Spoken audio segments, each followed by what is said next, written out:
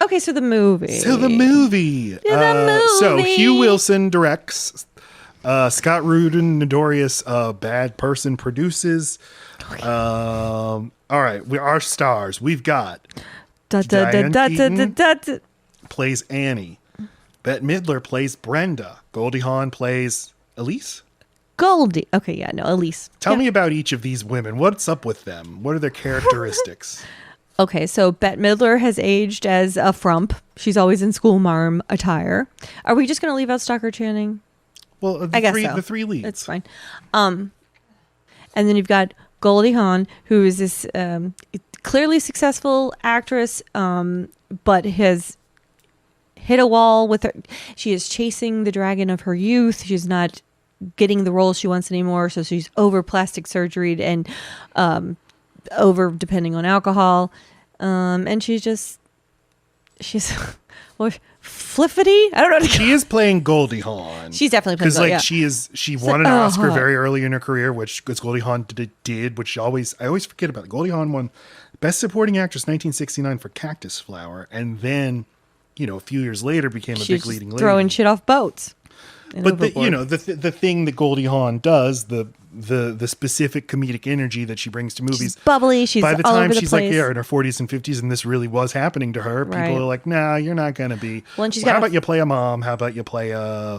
When did Almost Famous happen? 2000. So she's got like an up and coming daughter too. Yeah, that's yeah. I mean, she's literally competing for roles with her own with kid. her daughter. Okay, interesting. That's why you could play my mom is like so fun. And Elizabeth Berkley, God, I remember her like already being much older by here. I mean, when the hell did like it's not called Zach and it's not called The Max. Oh, Saved by the Bell. When did Saved by the Bell Elizabeth stop? Berkley's in this movie? Is that what I mean? Elizabeth Hurley? No, Elizabeth. Yeah. Oh, okay. Showgirls. She does play Phoebe. Okay. Yeah. I didn't realize she's that. the one that really. Well, I didn't watch Saved by the Bell. I've seen. But we you've watched. seen Showgirls. I know You've that doesn't seen mean her naked. Yeah, she was clothed here, and she wasn't saying different places, so I didn't know who she was. Okay. Where are you from? Back east. From where back east? Different places. She's not charming, but fine.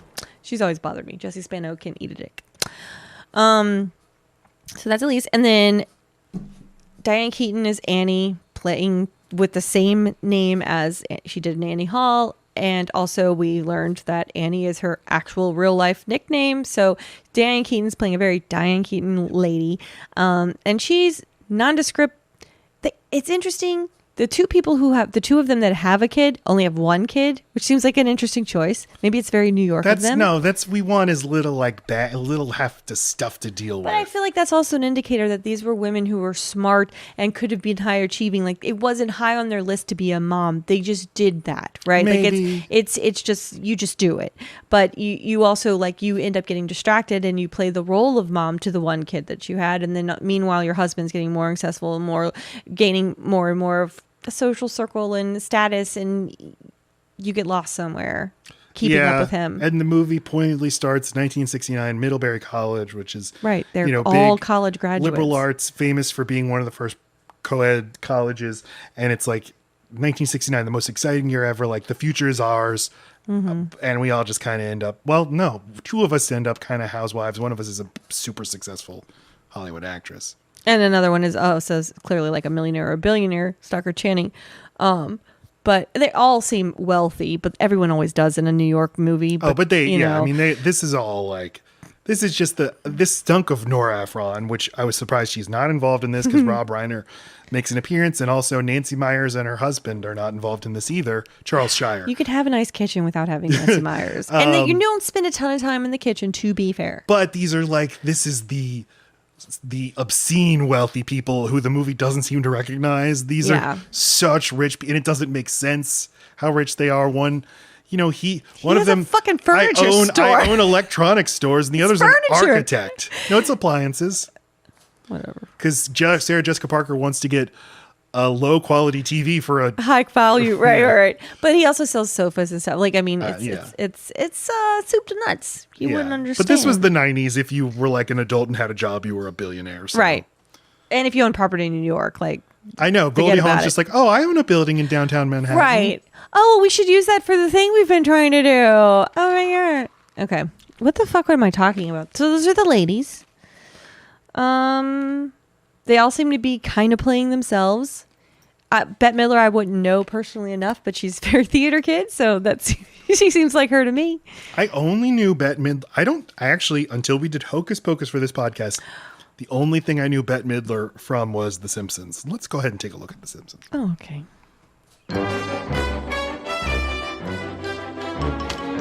Miss Midler, I can't believe you do this all by yourself. We're Americans. We deserve clean highways. You pigs! Oh no, Bette Midler!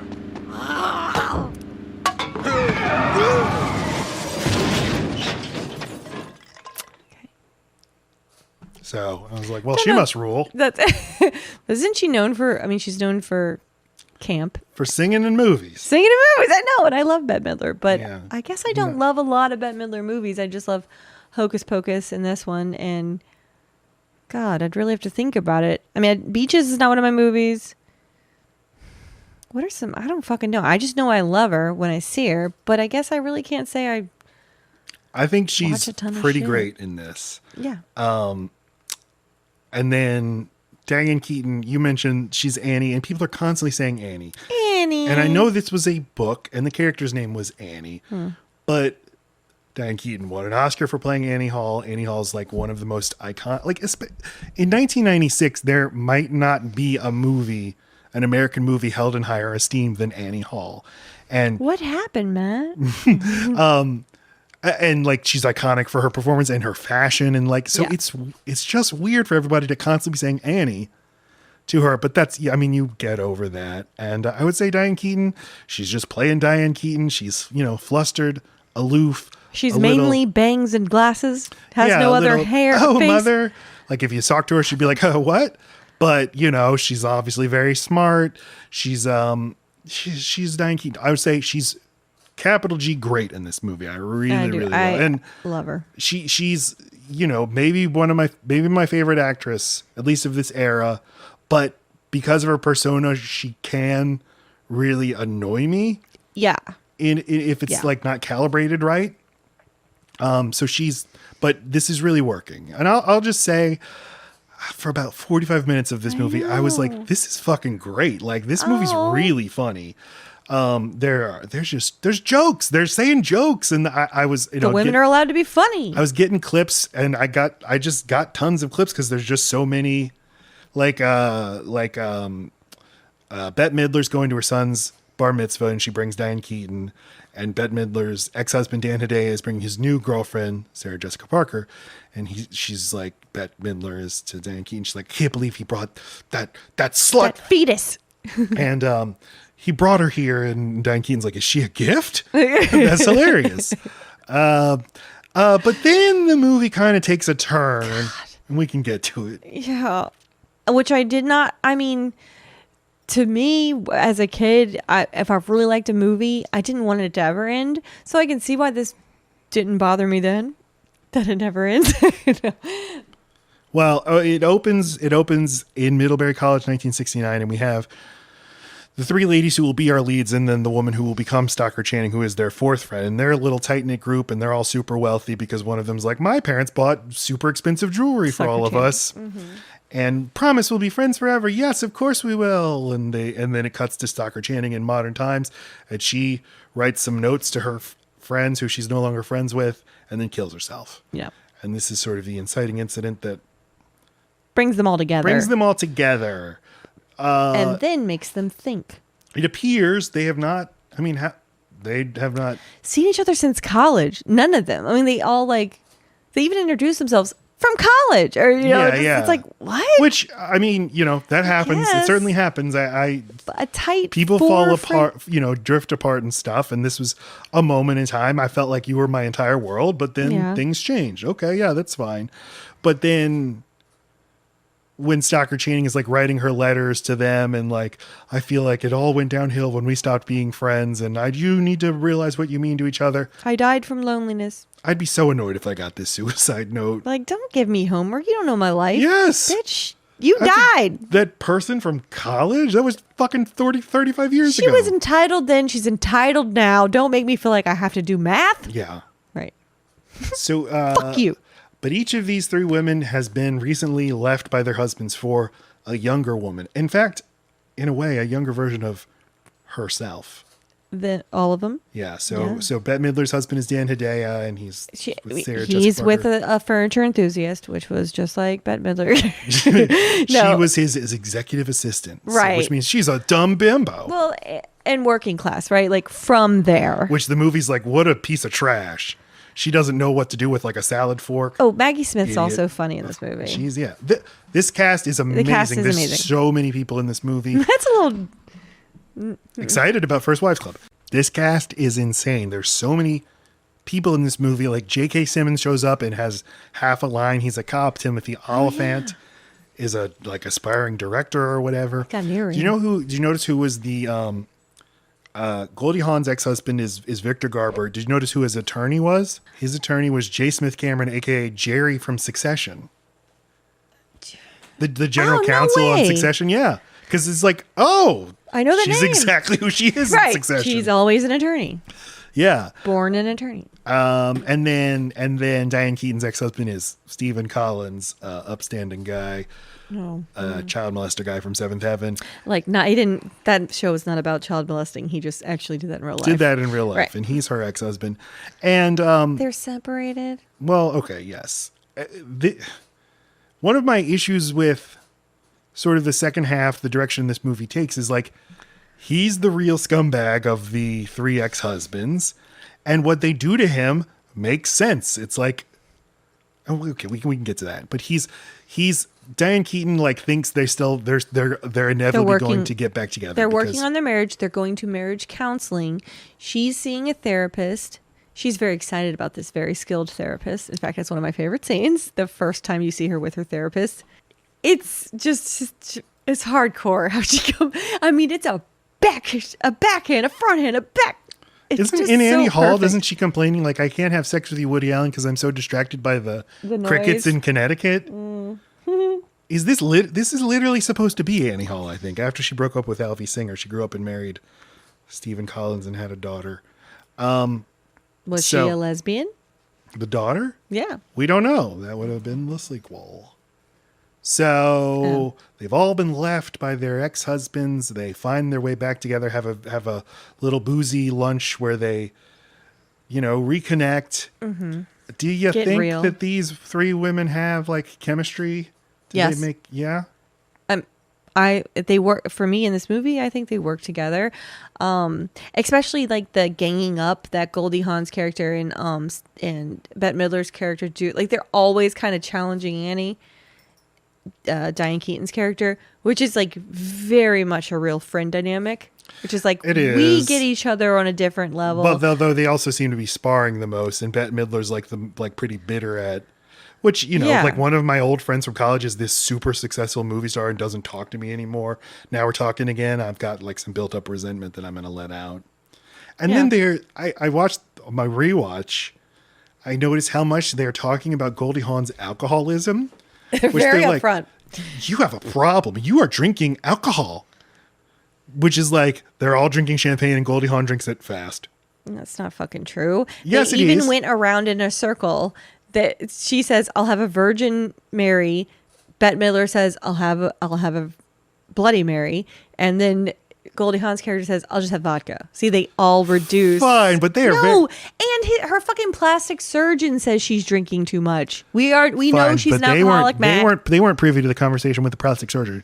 And they're being very judgmental. Excuse me. If you're at lunch for 4 hours and the person you're with has 8 vodka straight drinks, Mind your own business. Okay. She's a grown. She's better than you 2 idiots. She's Fine. won an Oscar. if you're with someone at a lunch and they have 8 straight vodka drinks to your 2 Bloody Marys, there's a difference. You think she's really happy to see us? She's letting. I don't Oh, know. They're yeah. so judgmental about this. Okay. And later in the movie, Diane Keaton is like having a freak out. She's like, "What if Bette Midler like is kind of like mean? And what if Goldie Hawn drinks again?" Whatever. They're just coming out of an age where you weren't allowed to talk about the drunk in your family or the abusive person in your family. Maybe they come from a generation where it is actually very scary. Also, Stockard Channing, they already know that that character was very drunk when she killed herself. So maybe she's feeling scared that Goldie Hawn. Why are you looking at me like that? You're right. This is a sensitive portrayal of alcoholism. Yeah. Whatever. All right. Well, we said, yeah, Marcia Gay Harden's the therapist. She is treating both Annie, Diane Keaton, and her husband, Aaron. a strange husband, Aaron. Which is a Stephen conflict of Collins. fucking interest. But I guess if they started as But I like marriage. that, like, yeah, Diane Keaton's like very infatuated with her therapist, and she keeps talking like to her mother. very like, talented therapist. Oh, mother, Leslie says this, and we come to find out Leslie's been sleeping with Aaron. Well, that's not okay. And Aaron it had like a date and got Annie's hopes up and then like This is insane. fucked her. Yes, Aaron like invites Annie to dinner. Oh, they have a big dinner. And you look so great. Let's dance. And Let's you're dance to noticing this restaurant they're going to has like a old person prom going on. I mean, at they it. have updos. All of them have updos, and Updo? yeah, that? they've all went to the fucking beauty salon and had their hair done. Did okay. They're wearing ballroom length dresses, but they're eating dinner. What is this fucking place? How do you get a reservation? He's crashing some fucking anniversary party. I don't understand. Anyway, and then he takes her back to, I guess he's in a hotel room because they're separated. You know, so he's at like some nice hotel. Yeah, he's been suite. living there, I guess. Yeah. And yeah, invites her up, and then we cut to, and they've just had sex, although we made up. they're done We're done. having It's sex just because Diane Keaton is now fully like Got her earrings back on. She took her everything's earrings in off there. to fuck. And let me for just her. go ahead and introduce my Diane Keaton freaking out soundboard. Let's. That's from Something's That's Gotta going to Give. be very nice to hear. Because no one freaks out like Diane Keaton. But Okay, but I just said it perfectly. I want that acknowledged. We just made up. All right, this is all as good as it gets. Something's Gotta Give. I mean, that's no, what- that was fuck. great, Lacey. That was a great you. impression. We So- just made love. No, I did it right. I didn't say I did it better. But you did it anyway. And this is so weird. Yeah, they have sex. Sorry, they make love tenderly and respectfully. Respectful love tenders. Had uninspired missionary in the dark, and then Diane Keaton gets dressed, fully clothed, just neck to foot, totally covered, and she's just like, "Oh, I'm so happy, and tomorrow you'll move your things back, and I'm just so and Leslie's so proud of, and I'm proud of us too." And he's like in his bathrobe, and he's like laying on his stomach with his hands up on his neck, and he's like, "I love you, Diane Keaton, I love you," and she's like, "Oh yeah, you love me," and he's like, "I got something to tell you. I want a divorce." And then she's like, "Well, we just made love. This makes no fucking sense." So It's great. I just wanted, so romantic. A goodbye kiss. We did more than kiss. It's also gross. this is why this guy's the real. This is the scum. Yeah. Like the other two, He like improv this marriages shit. end, It was and then- improv. and then they got and started dating younger women. That's it sucks to happen to you, but this is fucking weird. That is totally. Because then Marcia Gay Harden just walks into the apartment. She's like, "Hey, babe, I'm here for the hotel," and oh, this is awkward. And then for the hotel. And clearly he has just cheated on Marcia Gay Harden because she thinks they're in a relationship and now he's just fucked his wife. it's true. Yeah. For some reason I wrote in my notes, I've always been curious. I would like to see a story of like people who are divorced. People sometimes get divorced and then go back together. Yeah. And I've always wondered, like, what's it like when they're dating? Like, Well, why don't you just watch the movie? That is a Nancy Meyers movie. It's complicated. because they're having like a secret like affair. But like, what if you decided to start dating your ex-husband? Would you just go like to dinner and the movies and stuff? And Yeah. I find that interesting. to Okay, well, just that's see what you do now. You don't need to wonder. That's what would happen. Continue. Bette Midler goes to a store with her friend Bronson Pinchot, who it says she works for. We never see her working, but he's an interior decorator. Yeah. And Diane Keaton is doing the voiceover. She's doing voiceover narration, which is just egregiously unnecessary for this movie, and it just comes back at the most unexpected times. And so it was that we formed the First Wives Club. But Bette Midler goes to the store, to a department store, and she runs into her ex-husband, who's there with Sarah Jessica Parker, and Bette Midler's like, "Oh, you're here with that fucking little whore? She's so small. this is disgusting. She has bulimia. I hope she kills herself." And she says like tons of little insults at her, and he's like, "Oh, I told Brenda, you're driving me to the moon, I swear." And then Sarah Jessica Parker like heard all the mean things that Bette Midler says, and is like, "Hey Brenda, why don't you try this on in your size?" And then the score. What is your point about this? The score is so melancholic and just zooms in on Brenda's face. She's just devastated that this woman made a joke about her being overweight, frumpy. Right. You just made a joke about her being underweight. But yeah, no. You were just insulting her. She didn't do anything wrong. You just accosted her in public and called her a trollop and she did plenty wrong. Brenda worked at the store too. This woman had an affair with this guy that owns the store while his wife's also working there. Name one thing wrong with that. I'm just saying, you're saying that the only one that's like that really deserves it is Aaron. I don't think you're right at all. Oh, I'm not saying that. I'm saying you said it. No, you said it. Also, he's not been sending them any money or offering to pay for anything. He keeps saying he's broke, saying he doesn't have money, and the whole point of that scene is that she comes out with an armful of stuff, the new girlfriend, and says, "I'm gonna need all of it." So, and he's there living in this crazy expensive freaking apartment. I've watched the movie twice in 4 days, didn't pick up on any of that. Okay, yes. So he's not being supportive in his ex-husbandness. That's not good. You should live up to your obligations. Now. You just dropped your wedding ring on the floor. I'm just saying, I think Sarah Jessica Parker's pretty sympathetic in this movie. Okay. Yeah, I mean, she gets taken advantage of. She's very good. I kind of wish it was her and not Goldie Hawn. Can we just say this? Both of us agreed Goldie Hawn's kind of the weak link of the three women. Mm-hmm. And I don't think it's her fault. I blame the director. I blame Hugh Wilson. Yeah, she's leaning too much into what you would expect and not enough into... You're not playing to the tone of what this movie is. You're playing this like much more, campy, much more theatrical than what this is. She's good on her own terms. She doesn't really fit with the other two. And you've not watched any Sex and the City? I watched a couple episodes in like the 2000s, but Sarah Jessica Parker is wonderful. I know her from movies that I enjoy her in. Failure to Launch? Not that. How dare you? But I was going to ask you, we're always trying to think of movies to do episodes about, and you like Sex and the City, and it's a big blind spot for me. And I've been thinking, if we ever do a Patreon or maybe launch a second thing, is we can do TV shows. Yeah, our YouTube channel, we could do specials. But the Sex and the City movies, or at least the first one, is that a movie that you like? I liked it. Can we do that? Sure. I haven't seen it since I saw it Coming in up next week, Sex and the City 2008. Right. I remember being over the top. All of them are over from the top. Commercials, yes. And actually, it's not something you could really watch. You need to know the show. I mean, it was just like a goodbye kiss to everyone who was sad the show was over. You can't just go in. You can't. Okay. You cannot. Never mind about what I just said. Fuck Patreon. Bette Midler is from a mob family because she has an Uncle Roscoe. Oh, but on her Uncle Carmine. Yeah. Who's like, your father, he fucking gave all this stolen merchandise to your ex-husband. His books are crooked. And she's like, say what? The fiction. Bestsellers. So she's going to...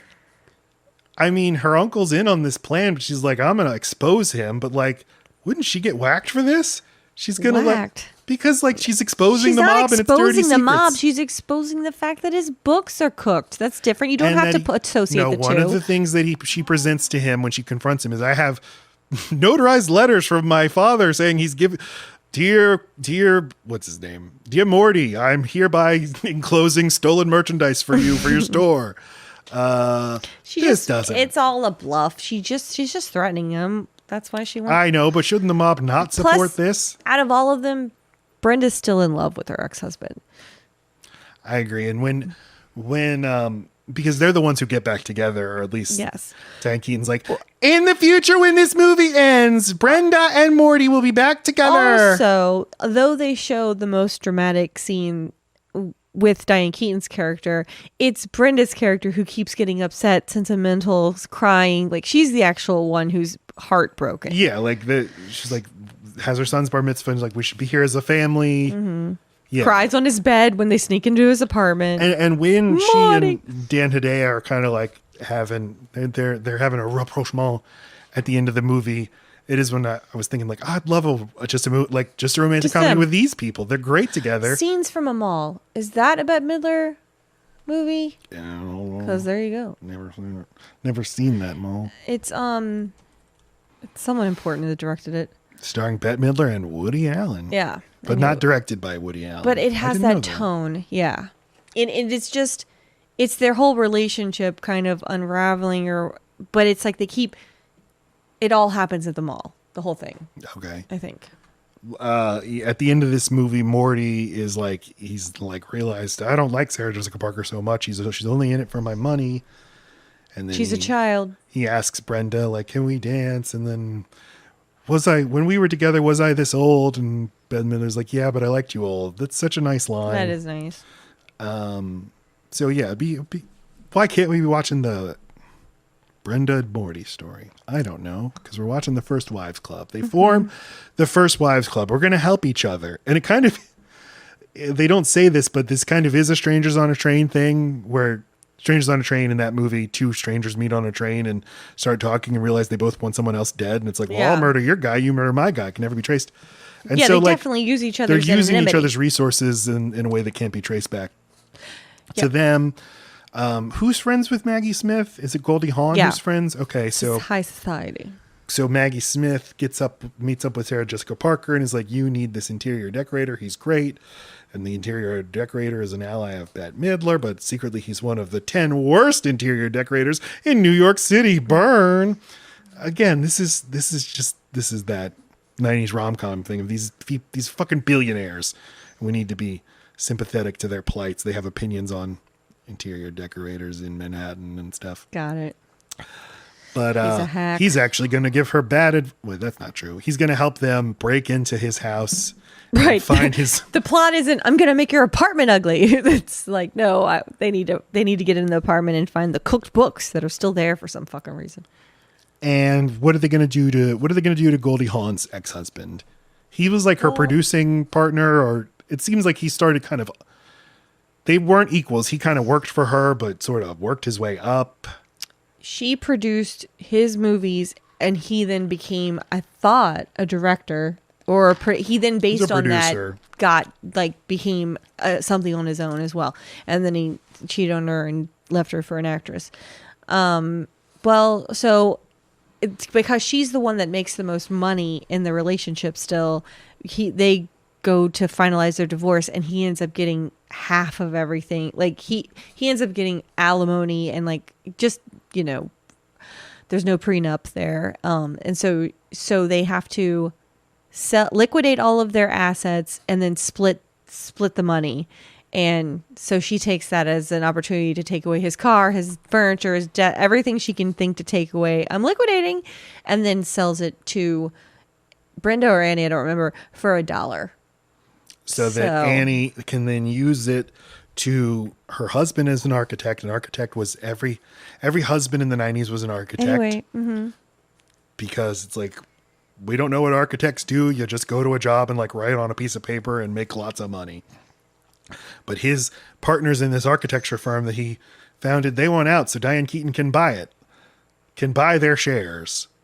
right. So they go and auction all the stuff that Goldie Hawn took from the husband, and they trick Morty's girlfriend, Sarah Jessica Parker, into buying it at extravagant prices. So they're fucking one husband over with the other husband they're fucking to get the money to fuck over the third. Yeah, it's very smart. Their scheme is That's why it's heisty. Yeah, we'll fuck over our ex-husbands. We'll get revenge. And they get it. And then they want it again. And again. It's like, it's this bottomless pit of money men. Why are we still doing this? And at a certain point, it just...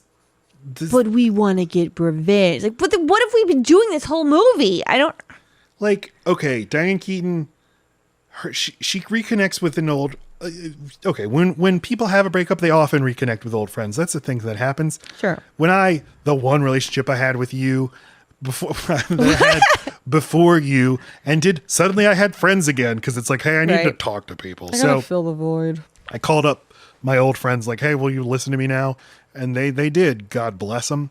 But Diane Keaton reconnects with her old friends who are rich. And so like, hey, I'll help you. Hey, here's some money. You can buy up shares in your husband's architecture firm. That makes sense. That's a reasonable thing to do. And it fucks him over, but also like it's totally above board. It makes business sense and everything. Right. He'll be fine. I don't understand what else they're trying to do. They're trying to like extort They just keep asking them to write checks and to get more money. And it's like, where are they getting they want to make them destitute, I guess. This is what annoyed me. It's like, I really liked this movie on terms of like old friends reconnecting and propping each other up. But it's like, yeah, I know it needs to have them do something. And so the thing they're going to do is sort of harebrained extortion, revenge, kidnapping thing. But they were thinking too end? Small. So they wanted to actually turn the First Wives Club into an actual center that helps women who. But that only comes in the final 8 minutes of the movie. Yes, but that's because they realized that the whole good part was them getting revenge for themselves. But what they realized they needed to do was make money to actually fund this nonprofit so that they could help others. They realized they were rich. All of that is finally. explained in voiceover, which says to me that they didn't realize they had what like we're filming is not doesn't make narrative sense here. Open house or something. Like you get to see a decorated office. You get to see people having donuts. And the real fucked up thing is when they lie to Victor Garber and say, you've been statutorily raping Sarah Jessica Parker and we're gonna bring you to jail. No, it's Elizabeth Berkley. No, Sarah. No, sorry. it's not. Yes, Elizabeth Berkley. Oh, that's Elizabeth Berkley. Jesus fucking Christ. Sorry. Welcome to the podcast, Matt. Sorry.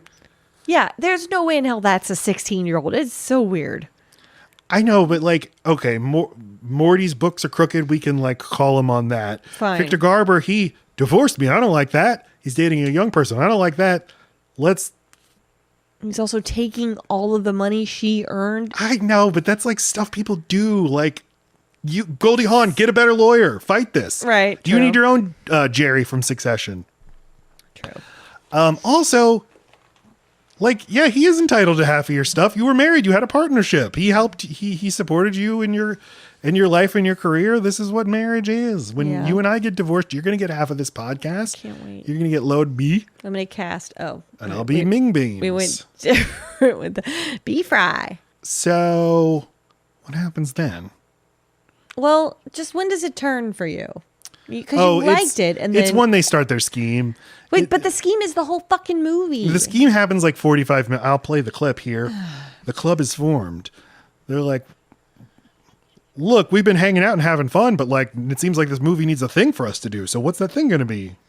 Cards. We're not hanging on by a thread and we're discards. Look at us by being together. Us. Unity. I mean, if all the first wives of the world got together, what else do we need? Just one amazing attorney. No. All we need is us. 3 women who aren't afraid to fight, to stand up for our dignity, huh? For our self-esteem. And then we'll let him have it. Okay. The conversation is resetting. Okay. But what are we going to do? Well, here's what we'll do. We'll take them and we'll show them that we have us and that's enough. Okay, but what are we going to do then? Well, here's what it'll do. Just keeps going. It does keep going. You pointed out how obnoxious the score was in this movie. Oh. It is painful. Yeah, it's like super 80s sitcom or something. I don't know what. Sitcom. It's so. It's sitcom. It's just corny as just fuck. punctuates everything. You think this is funny? This is funny. We're having fun. Wah, wah. But the composer was nominated for an Academy Award for this movie. Oh, must have been a slow year. Must have been. There you have it. In the end, they know. learned that. Let's explain. Well, okay. There's 2 more things I wanted to ask you about. What? Diane Keaton has a daughter who's like, she likes her mom. She's like, yeah, Dad's kind of a scumbag. Let's get him, Mom. But also, I'm a lesbian. What? What do you think of this? The movie's treatment of the daughter being a lesbian. It's hard to say if this was fair in the time or at all or ever. I mean, they use it as a weapon. So that's not cool. I mean, it's definitely a joke because, like, Diane Keaton says to Goldie Hawn and Bette Midler, like, my daughter's a lesbian. And they give her, like, side eye, like, well, that's weird.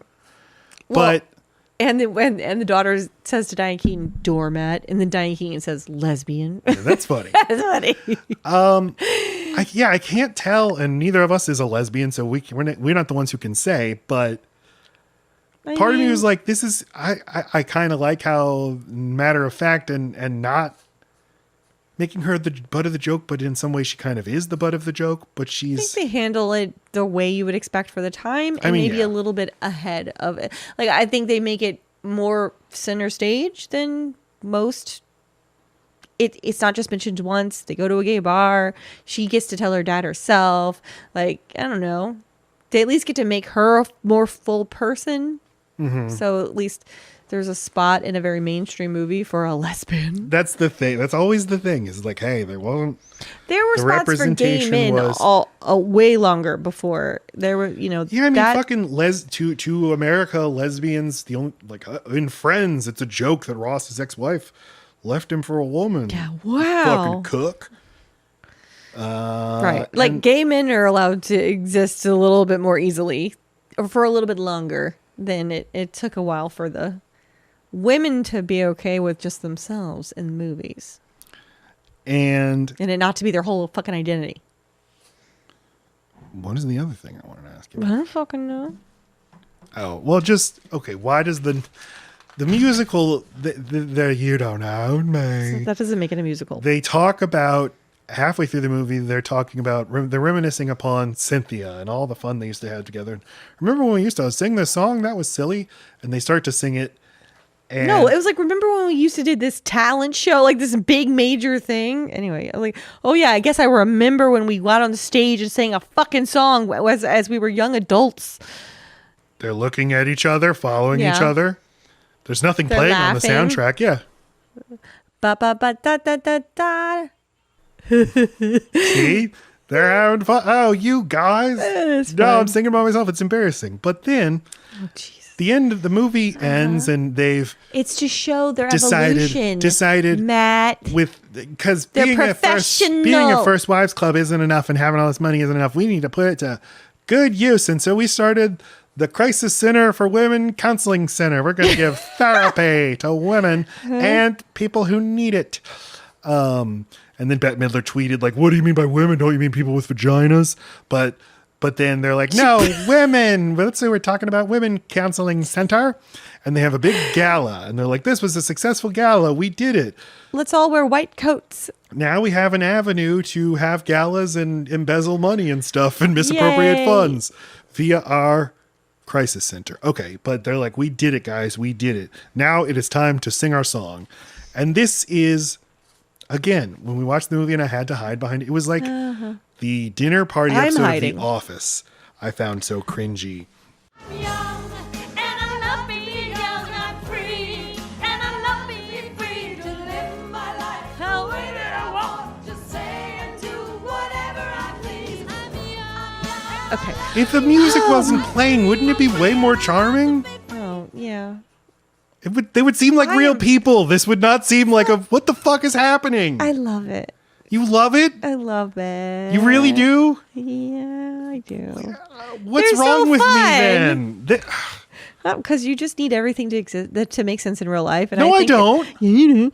And I think that it's okay that this was very theatric and polished because at the end they are very polished women, and it is supposed to be a juxtaposition between the first performance. No, this would be like yes, it is. No, this would be like. In Drag Me to Hell, when the giant hand comes up, or Cabin in the Woods, the giant hand comes up from the underworld and grabs all the characters and pulls them. It'd be like if that suddenly happened at the end of this movie. Like, this is quite a departure from what we've been watching. Is it? It's so weird. Okay. It's so weird. Hey, Jon Stewart. Bette Midler, I'm sure, wrote this into the fuck. She's got to sing. She's a singer. That is what she's known for. Maybe she wrote it in. Someone should have said no. She's a big. But this movie was an enormous hit because of the song. Which again, I didn't know. Like 2 weeks ago, we did Fried Green Tomatoes. That was a huge hit. Yeah. things First you know Wives about Club are made the only- almost $200 million Damn. worldwide, and this movie was adapted into a 4-season TV show with African American ladies in the recent past. So its legacy lives on, and Jon Stewart plays Goldie Hawn's lover in Scenes Deleted. Okay. And so here we are. At the end of this podcast, please. Did you notice that weird adrenochrome reference? What? Victor Garber's to Goldie Hawn. She's like, oh, your new girlfriend or whatever is really cute and young. And he's like, yeah, you want to fucking drink her blood? Oh, that's not adrenochrome. No, it was. Chrome. No, it's not. That is a old thing that people say about. No, you just don't know what to look for.